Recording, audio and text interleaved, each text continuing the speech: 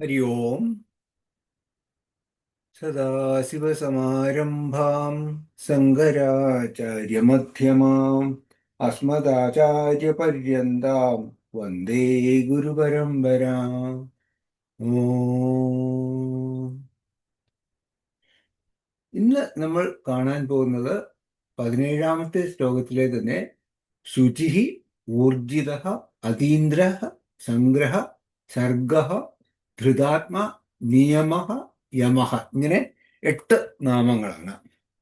അപ്പോൾ ശ്ലോകം ഇങ്ങനെയാണ്: ഉപേന്ദ്രോ വാമന പ്രാംശുരമോഹ ശുചിരൂർജിതഃ അതീന്ദ്രസംഗ്രഹ സർഗോ ധൃതാത്മാ നിയമോ യമഃ. ഇതിലെ 155ാമത്തെ നാമമായ ശുചിയാണ് ആദ്യം കാണുന്നത്. ഇതേ നാമം വീണ്ടും 251 ഒന്നുകൂടെ വരുന്നുണ്ട്. ശുചി എന്നാൽ ശുദ്ധമായതും ശുദ്ധമാക്കുന്നതും ശുചിയാണ്. ശങ്കരാചാര്യർ പറയുന്നത് സ്മരതാം സ്തുവതാം അർച്ചയതാം ച പാവനത്വാത് ശുചിഹി അസ്യ സ്പർശശ്ച മഹാൻ ശുചിഹി ഇതി മന്ത്രവർണ്ണാത്. സ്മരിക്കുന്നവരെയും സ്തുതിക്കുന്നവരെയും പൂജിക്കുന്നവരെയും പരിശുദ്ധമാക്കി തീർക്കുന്നതിനാൽ ശുചിഹി, ഇതിന്റെ സ്പർശം തന്നെ ഏറ്റവും ശുചിയാണ് എന്ന മന്ത്രത്തിൽ ഉള്ളതിനാലും ശുചി എന്നാണ് അർത്ഥമായിട്ട് ശങ്കരാചാര്യർ പറഞ്ഞിരിക്കുന്നത്. ഭഗവാൻ നിത്യശുദ്ധനാണ്, ഒരിക്കലും കളങ്കപ്പെടുത്താൻ കഴിയാത്തവനാണ്. നാം എന്തെങ്കിലുമൊക്കെ ശുദ്ധമാക്കി എന്ന് പറയുമ്പോൾ അത് നേരത്തെ അശുദ്ധമായിരിക്കണമല്ലോ, എന്നാലല്ലേ നമുക്ക് ശുദ്ധമാക്കാൻ പറ്റുള്ളൂ. ഇനി അത് നമ്മൾ എത്ര ശുദ്ധിയാക്കിയാലും വീണ്ടും അശുദ്ധമാവുകയും ചെയ്യും. എന്നാൽ ഭഗവാനോ ഒരിക്കലും അശുദ്ധമാകാത്ത നിത്യശുദ്ധനാണ്. ഈ ആത്മാവിനെ അറിയുന്നവൻ, അതായത് തന്റെ സ്വരൂപം ആത്മാവാണ് എന്നറിയുന്നവൻ ശുദ്ധനായി തീരുന്നു. ശരിക്കും ശുദ്ധനായി തീരുകയല്ല ചെയ്യുന്നത്, താൻ എന്നും എപ്പോഴും ശുദ്ധനായിരുന്നു, നിത്യശുദ്ധനാണ് എന്നുള്ള തിരിച്ചറിവ് ഉണ്ടാവുകയാണ് ചെയ്യുന്നത്. തന്നെ സ്മരിക്കുന്ന ഭക്തന്മാരെ ശുദ്ധനാക്കുന്നതിനാലും ഭഗവാനെ ശുചി എന്ന് പറയുന്നു. അടുത്ത നാമം ഊർജിത എന്നതാണ്. ഊർജിതൻ, ഊർജമുള്ളവൻ, അളവറ്റ ശക്തി ഉള്ളവനാണ് ഊർജിതൻ. ശങ്കരാചാര്യ പറയുന്ന ബലപ്രകർഷശാലിത്വാ ഊർജിത, അത്യധികം ബലശാലിയായതുകൊണ്ട് ഊർജിതൻ. ശക്തി എന്നത് ഭഗവാന്റെ സ്വരൂപം തന്നെയാണ്. ഭഗവാനെ ഭഗവാനാക്കുന്ന 6 ഭഗകളിൽ അല്ലെങ്കിൽ മഹാത്മ്യങ്ങളിൽ പ്രധാനപ്പെട്ടതാണ് ബലം. ഗീതയിൽ ഭഗവാൻ പറയുന്നുണ്ട്, ബലം ബലവതാമസ്മി. എവിടെയെങ്കിലും ആർക്കെങ്കിലും എന്തെങ്കിലും ബലമുണ്ടെങ്കിൽ ആ ബലം ഞാൻ തന്നെയാണ്. തന്റെ മാത്രമല്ല, സൃഷ്ടിയിലെ എല്ലാത്തിൻ്റെയും ബലം ചേർന്ന് ഭഗവാനെ അതിബലവാനാക്കുന്നു. അടുത്തത് അതീന്ദ്ര. അതീന്ദ്രൻ എന്ന് പറഞ്ഞാൽ ഇന്ദ്രനെ ജയിച്ചവൻ. ഇന്ദ്രനെ ജയിച്ചവനാണ് അതീന്ദ്രൻ. അതീത്യ ഇന്ദ്രം സ്ഥിതോ ജ്ഞാന ഐശ്വര്യാദിഭി സ്വഭാവസിദ്ധൈ ഇതി അതീന്ദ്ര. സ്വഭാവസിദ്ധങ്ങളായ ജ്ഞാന ഐശ്വര്യാദികളെ കൊണ്ട് ഇന്ദ്രനെ അതിക്രമിച്ചു നിൽക്കുന്നതിനാൽ അതീന്ദ്രൻ. ബലത്തിന്റെ അധിഷ്ഠാന ദേവതയാണ് ഇന്ദ്രൻ. ആ ഇന്ദ്രന് പോലും ബലം കിട്ടുന്നത് ഭഗവാനിൽ നിന്നാണ്. ഇന്ദ്രനെ ഇന്ദ്രനായി അവരോധിക്കുന്നത് ഭഗവാൻ ആണ്. അഗ്നി, വായു തുടങ്ങിയ എല്ലാ ദേവന്മാരുടെയും രാജാവാണ് ഇന്ദ്രൻ. ദേവേന്ദ്രനാണ്. ബലം കൊണ്ടും ഐശ്വര്യം കൊണ്ടും ശൗര്യം കൊണ്ടും എല്ലാവരുടെയും മുമ്പിലുമാണ്. എന്നാൽ ഈ ദേവന്മാരുടെയും ഇന്ദ്രന്റെ തന്നെയും ബലവും ഐശ്വര്യവുമെല്ലാം ഭഗവാനിൽ നിന്ന് കിട്ടിയതാണ്. ഇത് തന്നെയാണ് കേനോപനിഷത്തിലെ കഥ നമ്മളെ പഠിപ്പിക്കുന്നത്. ആ കഥയും സൂചിപ്പിക്കുന്നത് എല്ലാ ദേവന്മാർക്കും എന്തെങ്കിലും കഴിവുകളുണ്ടെങ്കിൽ അത് മുഴുവൻ ഭഗവാന്റെ കടാക്ഷം കൊണ്ടും തന്നെയാണ് എന്നുള്ള തിരിച്ചറിവ് ഉണ്ടാക്കിയാണ് ആ കഥ ചെയ്യുന്നത്. അടുത്ത നാമം സംഗ്രഹ എന്നതാണ്. എല്ലാത്തിനെയും ഉള്ളിലേക്ക് ലയിപ്പിക്കുന്നവൻ ആണ് സംഗ്രഹൻ. സർവേഷാം പ്രതിസംഹരാത് സംഗ്രഹ. ഇതാണ് ശങ്കരാചാര്യർ പറഞ്ഞിരിക്കുന്നത്. അതായത് പ്രളയകാലത്ത് എല്ലാത്തിനെയും സംഹരിക്കുന്നതിനാൽ അല്ലെങ്കിൽ സംഗ്രഹിക്കുന്നതിനാൽ സംഗ്രഹൻ. സംഹരിക്കുന്നവൻ അല്ലെങ്കിൽ സംഗ്രഹിക്കുന്നവൻ, രണ്ടും ഒരേ അർത്ഥം തന്നെയാണ്. അതായത് എല്ലാത്തിനെയും തന്നിലേക്ക് തന്നെ വലിക്കുന്നവൻ ആണ് സംഗ്രഹൻ. പ്രളയകാലത്ത് ഭഗവാൻ സകല സൃഷ്ടികളെയും തന്നിലേക്ക് തന്നെ ഉൾവലിക്കുകയും അടുത്ത സൃഷ്ടികാലത്ത് പുറത്തേക്ക് വിടുകയും ചെയ്യുന്നു. സൃഷ്ടികാലത്ത് സകല സ്ഥാവര ജംഗമ വസ്തുക്കളും ജീവജാലങ്ങളുമായി ഭഗവാൻ തന്നെയാണ് പ്രകടിതമാകുന്നത്. പ്രളയകാലത്ത് അവയെല്ലാം ഭഗവാനിൽ തന്നെ ലയിക്കുകയും ചെയ്യുന്നു. പൂജ്യ ഗുരുദേവ് ചിന്മയാനന്ദ സ്വാമികളുടെ ഭാഷയിൽ പറഞ്ഞാൽ, ഒരു ചക്രത്തിന്റെ അച്ചുതണ്ട് അതിന്റെ അനന്തമായ ആരക്കോലുകളിലൂടെ റിമ്മിനെ തന്നിലേക്ക് തന്നെ പിടിക്കുന്നത് പോലെ അന്തരാത്മാവ് തന്റെ ചൈതന്യത്തെ ശരീരത്തിലെ ഓരോ കോശങ്ങളിലേക്കും മനസ്സിലെ ഓരോ ചിന്തകളിലേക്കും പ്രകാശിപ്പിച്ചുകൊണ്ടിരിക്കുകയാണ്. ഛാന്തോക്യോപനിഷത്തിൽ പറയുന്നു, സദൈവ സൗമ്യ ഇതമഗ്ര ആസീത് ഏകമേവാദ്വിതീയം. ഉണ്മ അഥവാ സത്യം തന്നെയാണ് പ്രാരംഭത്തിൽ സൃഷ്ടിക്ക് മുമ്പ് ഉണ്ടായിരുന്നത്. ഇത് ഏകവും അദ്വിതീയവുമാണ്. കാലവും ദേശവും, ടൈം ആൻഡ് സ്പേസ് ഇവിടെ ഒന്ന് തന്നെയാകുന്നു. സൃഷ്ടികാലത്ത് പ്രകടിത രൂപത്തിലും പ്രളയകാലത്ത് അപ്രകടിത രൂപത്തിലും, അതായത് അൺമാനിഫെസ്റ്റ് ഫോമിലും അദ്വിതീയമായിരിക്കും. രണ്ട് സമയത്തും അത് അദ്വിതീയം തന്നെയായിരിക്കും. ആധുനിക ശാസ്ത്രവും ഇപ്പോൾ ഈ കാര്യത്തിൽ സമ്മതം പ്രകടിപ്പിച്ചു തുടങ്ങിയിട്ടുണ്ട്. പലപ്പോഴും നാം തന്നെ ദൂരത്തെ സമയത്തിന്റെ രൂപത്തിൽ പറയാറില്ലേ, എനിക്ക് വീട്ടിൽ നിന്ന് ജോലിക്ക് പോകാനായിട്ട് 1 മണിക്കൂർ പോകണം എന്നല്ലേ പറയുന്നത്. ഇനി അടുത്ത നാമം 159ാമത്തെ നാമം സർഗ എന്നുള്ളതാണ്. സർഗ എന്ന് പറഞ്ഞാൽ സൃഷ്ടി എന്നുള്ളതാണ് അർത്ഥം. സൃഷ്ടിയും സൃഷ്ടിക്കുള്ള കാരണവും ഭഗവാൻ തന്നെയാണ്. ശങ്കരാചാര്യൻ പറയുന്നു, സൃജ്യരൂപതയാ സർഗഹേതുത്വാദ് വാ സർഗ. സൃഷ്ടിക്കപ്പെടേണ്ട ജഗത്തിന്റെ രൂപമാകയാലോ സൃഷ്ടിയുടെ കാരണം ആകയാലോ സർഗൻ. സർഗ എന്നാൽ സൃഷ്ടിക്കപ്പെട്ടത് എന്നും സൃഷ്ടിക്കുള്ള കാരണം എന്നും അർത്ഥമുണ്ട്. പ്രപഞ്ച സൃഷ്ടിയുടെ അഭിന്ന നിമിത്ത ഉപാദാന കാരണമാണ് ഭഗവാൻ. അതുകൊണ്ട് തന്നെ സൃഷ്ടിയുടെ ഓരോ കണത്തിലും ഭഗവത് സാന്നിധ്യം നിറഞ്ഞു നിൽക്കുന്നു. നിർഗുണ നിരാകാര ഭഗവാന്റെ പ്രകടിത രൂപമാണ് പ്രപഞ്ചം. അതിനാൽ പ്രപഞ്ചം എന്ന അർത്ഥത്തിലും പ്രപഞ്ച കാരണം എന്ന അർത്ഥത്തിലും ഭഗവാനെ സർഗൻ എന്ന് പറയും. ദൈവദശകം എന്ന കൃതിയിൽ ശ്രീനാരായണ ഗുരുദേവൻ പറയുന്നത് ഇങ്ങനെയാണ്: നീയല്ലോ സൃഷ്ടിയും സൃഷ്ടാവായതും സൃഷ്ടിജാലവും, നീയല്ലോ ദൈവമേ സൃഷ്ടിക്കുള്ള സാമഗ്രിയായതും. സൃഷ്ടാവും സൃഷ്ടിജാലവും സൃഷ്ടിക്കുള്ള കാരണവും ദൈവം തന്നെയാണ്. അടുത്ത നാമം 160 ധൃതാത്മാ എന്നുള്ളതാണ്. മാറ്റമില്ലാതെ സ്ഥിതി ചെയ്യുന്നവനാണ് ധൃതാത്മാ എന്ന് പറയുന്നത്.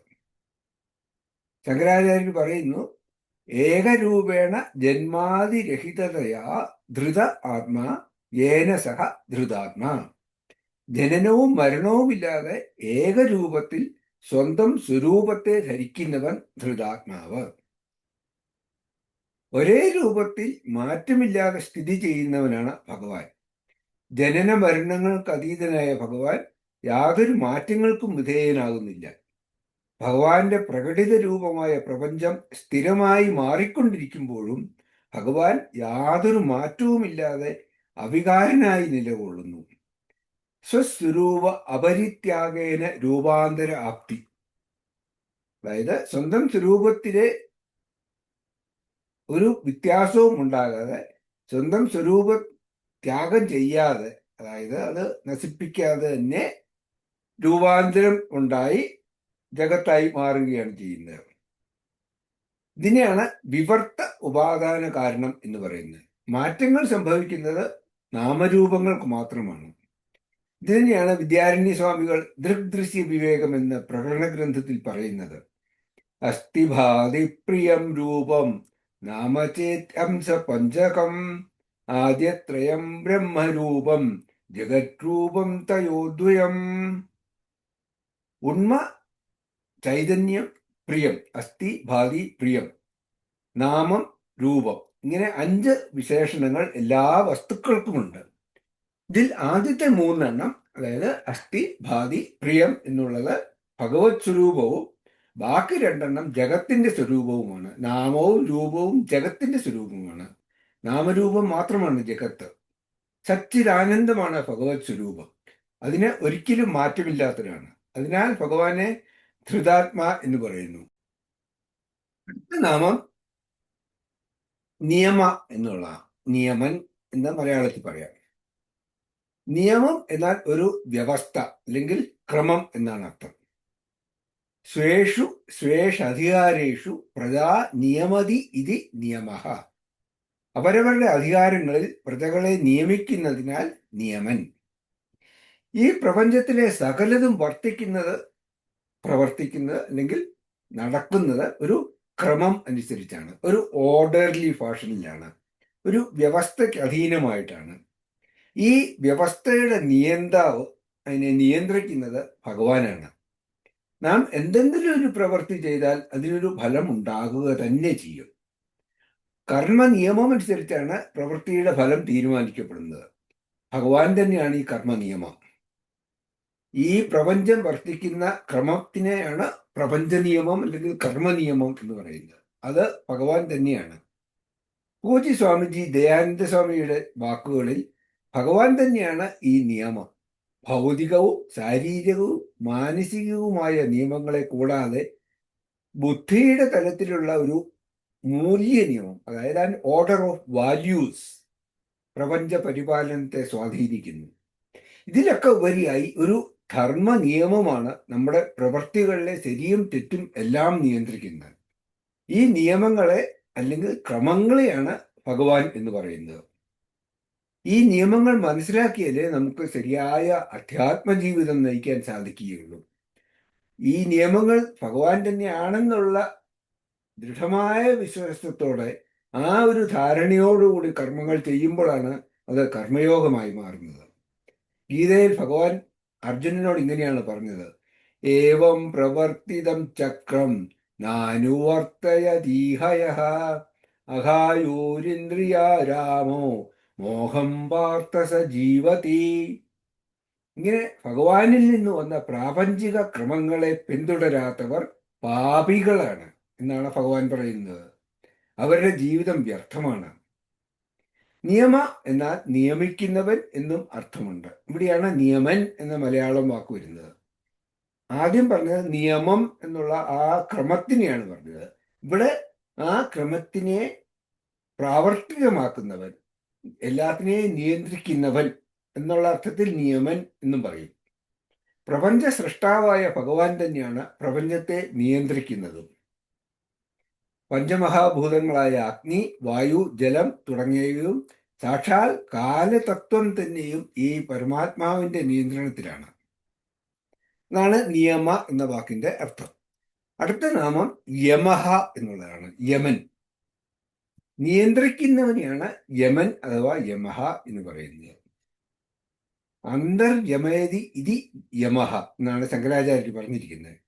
അന്ധകരണത്തിൽ ഇരുന്നു കൊണ്ട് നിയമനം ചെയ്യുന്നതിനാൽ അല്ലെങ്കിൽ നിയന്ത്രിക്കുന്നതിനാൽ യമൻ. സകല ജീവികളുടെയും ഉള്ളിൽ അന്തരാത്മാവായി ഇരുന്നു കൊണ്ട് ഇന്ദ്രിയങ്ങളെയും മനസ്സിനെയും ബുദ്ധിയെയും നിയന്ത്രിക്കുന്നതും അതാതിന്റെ പ്രവൃത്തികൾ ചെയ്യിക്കുന്നതും ഭഗവാനാണ്. ധർമ്മമായി ലോകത്തെ മുഴുവൻ നിയന്ത്രിക്കുന്നതും ഭഗവാൻ തന്നെ. ഗീതയിലെ 18-ാം അധ്യായത്തിൽ കൃഷ്ണൻ പറയുന്നത് എങ്ങനെയാണ്? ഈശ്വര സർവഭൂതാനാം ഹൃദ്ദേശേ അർജുന തിഷ്ഠതി ഭ്രാമയൻ സർവഭൂതാനി യന്ത്രാരൂഢാനി മായയാ. എല്ലാ ഭൂതങ്ങളുടെയും ഉള്ളിൽ ഈശ്വരനായി ഇരുന്നുകൊണ്ട് അവയെ എല്ലാം തന്റെ മായ കൊണ്ട് ഒരു യന്ത്രത്തെ പോലെ ചലിപ്പിച്ചുകൊണ്ടിരിക്കുന്നത് ഞാൻ തന്നെയാണ്. സകല കർമ്മങ്ങളുടെയും ഫലദാതാവ് എന്ന നിലയിൽ സംസാരത്തെ നിയന്ത്രിക്കുന്നതും ഭഗവാൻ കാണാം. ഓരോ യുഗത്തിലും അവസരോചിതമായ അവതാരങ്ങൾ എടുത്ത് ധർമ്മത്തെ സംരക്ഷിക്കുകയും അധർമ്മത്തെ നശിപ്പിക്കുകയും ചെയ്യുന്നു.